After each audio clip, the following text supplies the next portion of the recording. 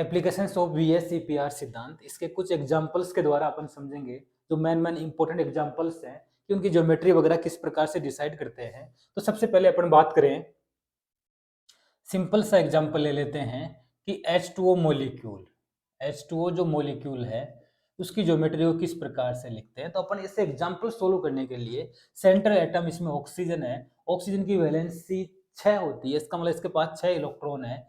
तो इसके पास 1 2 3 4 5 6 total 6 electrons हैं। दो हाइड्रोजन एटम जुड़े हुए हैं तो दो इलेक्ट्रॉन से अपन दो हाइड्रोजन एटम ऐड कर देते हैं। तो इसके पास दो तो बॉन्ड पेयर हो गए और इसके पास दो बच के लोन पेयर। इसका मतलब इसके पास दो तो लोन पेयर है प्लस दो ही बॉन्ड पेयर है। इसका मतलब इसका हाइब्रिडाइजेशन हो गया sp3 हाइब्रिडाइजेशन। अब sp3 हाइब्रिडाइजेशन में आकृति क्या होनी चाहिए? चतुष्फलकीय आकृति होनी चाहिए, टेट्राहेड्रल आकृति। लेकिन इसके पास दो लोन पेयर है, तो अपन ये ऑक्सीजन है, इसके पास दो लोन पेयर, एक लोन पेयर और ये दूसरा लोन पेयर, दो बॉन्ड पेयर है। तो ये एक हाइड्रोजन और ये दूसरा बॉन्ड पेयर कोई बंद नहीं होता है, इसलिए इसकी ज्योमेट्री क्या हो जाएगी? वी शेप ज्योमेट्री हो जाएगी। तो H2O मॉलिक्यूल की ज्योमेट्री वी शेप। अब बंद बॉन्ड एंगल, क्योंकि sp3 हाइब्रिडाइजेशन में बॉन्ड एंगल 109 डिग्री 28 मिनट होना चाहिए, लेकिन bond pair bond lone pair के मध्य क्या पाया जाता है? रिपल्सन। इधर लोन पेयर के मध्य भी रिपल्सन फोर्स होगा, जिसके कारण ये बॉन्ड सिकुड़ जाएगा, कम हो जाएगा और बंद कोण का मान 104 डिग्री लगभग और 5 मिनट होता है। तो H2O मॉलिक्यूल की geometry V shape, bond angle का मान 104 डिग्री 5 मिनट होता है। क्लियर? नेक्स्ट एग्जांपल जैसे अपन बात करें कि NH3 मॉलिक्यूल की बात करें, तो NH3 अमोनिया, इसका मतलब नाइट्रोजन की वैलेंसी संयोजिकता कितनी होती है? 5 होती है। इसका मतलब 5 इलेक्ट्रॉन है, 1 2 3 4 5, 3 हाइड्रोजन एटम जुड़े हुए हैं। तो अपन 3 1 2 3 इलेक्ट्रॉन से 3 हाइड्रोजन एटम, इसका मतलब इसके पास 3 तो हो गए बॉन्ड पेयर हो गए और एक इसके पास लोन पेयर होता है। 3 बॉन्ड पेयर, एक लोन पेयर, इसका हाइब्रिडाइजेशन होगा sp3, लेकिन लोन पेयर उपस्थित है इसलिए विकृत ज्यामिति होगी। और किस प्रकार की ज्यामिति होगी वो देख लेते हैं अपन। ये नाइट्रोजन है, एक लोन पेयर है, 3 बॉन्ड पेयर है, इस प्रकार से। तो इस प्रकार की इसकी ज्योमेट्री मतलब पायरेमिडल ज्योमेट्री होती है। तो अमोनिया मॉलिक्यूल की ज्योमेट्री पायरेमिडल होती है। बंद कोण का मान 107 डिग्री होता है। अमोनिया मॉलिक्यूल में बॉन्ड एंगल का मान 107 डिग्री होता है, 107 डिग्री। तो इस प्रकार से अपन नेक्स्ट एग्जांपल की अपन बात करें,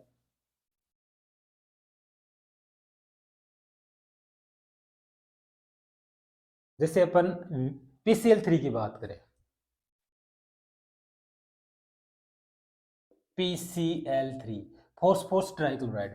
फॉस्फोरस है 15वें वर्ग का है, 15 वर्ग का, इसका मतलब इसकी वैलेंसी 5 है। तो सबसे पहले फॉस्फोरस, फिर 5 इलेक्ट्रॉन, 1 2 3 4 5, 3 क्लोरीन एटम जुड़े हुए हैं, 1 2 और 3। इसका मतलब इसके पास एक लोन पेयर उपस्थित है। इसका मतलब ये हुआ कि इस मॉलिक्यूल में 3 तो बॉन्ड पेयर है और एक लोन पेयर है। 3 बॉन्ड पेयर, एक लोन पेयर, इसका मतलब इसका हाइब्रिडाइजेशन क्या हो गया? sp3 हाइब्रिडाइजेशन होना चाहिए।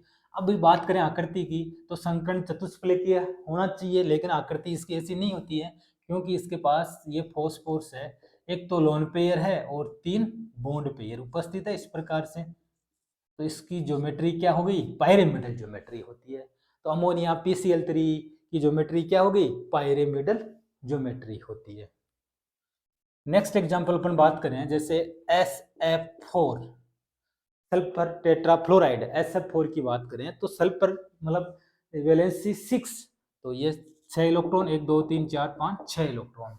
अब अपने पास कितने फ्लोरीन एटम जुड़े हुए हैं? 4 फ्लोरीन एटम। तो अपन 1 2 3 4 फ्लोरीन एटम इससे ऐड कर देते हैं, तो इसके पास एक लोन पेयर बचा रहता है। इसका मतलब इसके पास क्या हो गया? 1 2 3 4, तो 4 तो हो गए बॉन्ड पेयर प्लस एक हो गया लोन पेयर। 4 बॉन्ड पेयर, एक लोन पेयर, इसका मतलब इसका हाइब्रिडाइजेशन क्या हो गया? sp3 डिहाइब्रिडाइजेशन। sp3 डिहाइब्रिडाइजेशन में आकृति क्या होनी चाहिए? अगर सभी बॉन्ड पेयर हो तो ट्राइगोनल बाइपायरेमिडल, लेकिन इसके पास एक लोन पेयर है।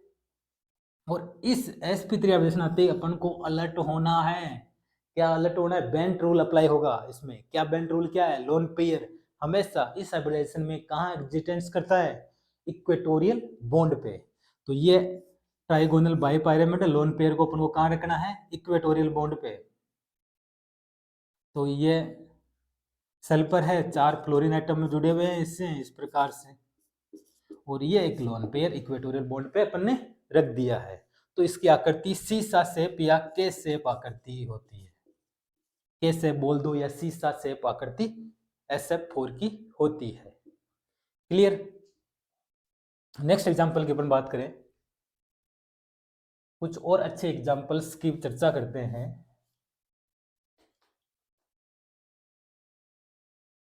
कि जैसे मान लो ICl3 एग्जांपल है, ICl3। तो आयोडीन 17वें वर्ग का मतलब वैलेंसी 7, इसका मतलब इसके पास 7 संयोजी इलेक्ट्रॉन। तो 1 2 3 4 5 6 7 3 क्लोरीन एटम जुड़े हुए हैं, 1 2 3। तो ये 3 क्लोरीन एटम, इसका मतलब इसके पास 3 तो बॉन्ड पेयर हो गए और 2 लोन पेयर होते हैं। तो इसके पास 3 तो बॉन्ड पेयर है प्लस 2 लोन पेयर है। 3 बॉन्ड पेयर 2 लोन पेयर, इसका मतलब हाइब्रिडाइजेशन इसका sp3 D, sp3 D hybridisation हो गया। sp3 लोन पेयर है तो विकृति आकृति में विकृति होगी, डिस्टोर्टेड होगी। तो ट्राइगोनल बाइपायरामिडल इस प्रकार से बना के चेक कर लेते हैं। लोन पेयर मतलब बेंट रूल, बेंट रूल का मतलब लोन पेयर हमेशा exit at the equatorial bond. कितने लोन पेयर? 2।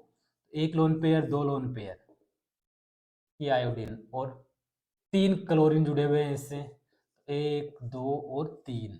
तो इस प्रकार की आकृति जिसको अपन क्या कहते हैं? टी शेप आकृति। तो ICl3 की आकृति हो जाएगी टी शेप आकृति होती है। ऐसे मान लो और एग्जांपल बात करें अपन I3-, ये कॉम्पिटिटिव एग्जाम में आया हुआ क्वेश्चन है। I3- में कौन सा हाइब्रिडाइजेशन होगा? तो आयोडीन, आयोडीन कौन से आयोडीन की वैलेंसी 7।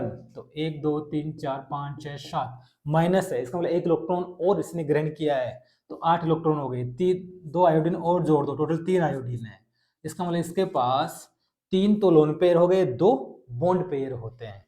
तो इसके पास 3 तो लोन पेयर है प्लस 2 बॉन्ड पेयर है। 3 लोन पेयर 2 बॉन्ड पेयर, तो हाइब्रिडाइजेशन क्या होगा? sp3 D hybridisation.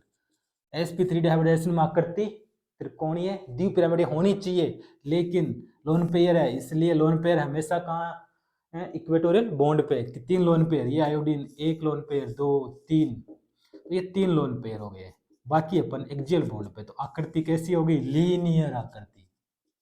बंद कोण का मान 180 डिग्री। तो I3- में sp3 हाइब्रिडाइजेशन sp3d और geometry linear geometry, bond angle 180 degree होता है। क्लियर? ऐसे अपन बात करें I3+ की बात करें, I3+, इसका मतलब सेंट्रल एटम से 1 इलेक्ट्रॉन रिमूव हो गया है, हटा दिया गया है। तो ये आयोडीन है, टोटल 7 इलेक्ट्रॉन है, 1 2 3 4 5 6 7, 7 में से 1 इलेक्ट्रॉन हटा दिया है, तो ये 1 इलेक्ट्रॉन हटा दिया, इसका मतलब प्लस आ गया। टोटल 3 आयोडीन है, तो 2 आयोडीन और ऐड कर दिया अपन ने। तो इसके पास ये देखो 2 तो लोन पेयर है और 2 ही बॉन्ड पेयर है। तो 2 तो लोन पेयर है प्लस 2 ही बॉन्ड पेयर है। इसका मतलब 2 lone pair 2 bond pair, hybridisation sp3 hybridisation होगा।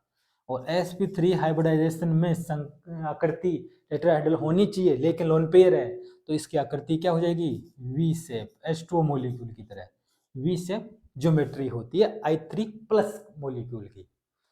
तो ऐसे ही और अब एग्जांपल अपन देख सकते हैं, कुछ इंपॉर्टेंट एग्जांपल्स। जैसे ICl3- की बात करें अपन, ICl3- में क्या होगा? ICl3- ये मॉलिक्यूल है, इसका मतलब माइनस है, इसका मतलब सेंट्रल एटम ने 1 इलेक्ट्रॉन क्या किया है? ग्रहण किया है। तो आयोडीन की 7, 1 2 3 4 5 6 7, 1 इलेक्ट्रॉन और ले लिया तो 8 इलेक्ट्रॉन हो गए। 3 क्लोरीन एटम जुड़े हुए हैं, तो 1 2 3, ये 3 Cl एटम जोड़ दिए अपन ने, 1 2 3। तो इसके पास 2 लोन पेयर बच गए। इस प्रकार से अपन बात करें, अब इसके अंदर क्या होगा? 3 तो बॉन्ड पेयर होते हैं प्लस 2 लोन पेयर होते हैं, तो वही sp3 डी हाइब्रिडाइजेशन हो जाएगा इसका। क्लियर। आकृति अपन निकाल लेंगे, sp3 hybridisation 2 lone pair 3 bond pair, इसका मतलब इसकी आकृति क्या होगी, कैसे, टी शेप आकृति हो जाएगी, टी शेप आकृति। ये लो, ये आकृति बना देते हैं। ये आयोडीन 2 लोन पेयर है, ये तो ये 2 लोन पेयर है और 3 क्लोरीन एटम जुड़े हुए हैं इससे, तो ये 3, तो टी शेप आकृति हो जाती है ICl3 माइनस की। ऐसे ही और एग्जांपल अपन बात करें कि XeO3 मॉलिक्यूल की ज्योमेट्री क्या होगी, तो जिनोन 8 वैलेंसी 1 2 3 4 5 6 7 8, 3 ऑक्सीजन जुड़े हुए हैं तो ऑक्सीजन डबल बॉन्ड से जुड़ता है, 1 2 और 3 ऑक्सीजन। इसका मतलब इसके पास डबल बॉन्ड में एक सिग्मा एक पाई होता है, तो 1 2 3 बॉन्ड पेयर है और एक लोन पेयर है। इसके पास 3 bond pair plus 1 loan pair है, तो संकरण क्या होगा, sp3 हाइब्रिडाइजेशन होगा। लोन पेयर है तो आकृति पिरामिडीय हो जाएगी, पायरेमिडल ज्योमेट्री, पायरेमिडल ज्योमेट्री। तो ऐसे अपन किसी भी मॉलिक्यूल है उसका हाइब्रिडाइजेशन इजीली बता सकते हैं। क्लियर। तो थैंक यू।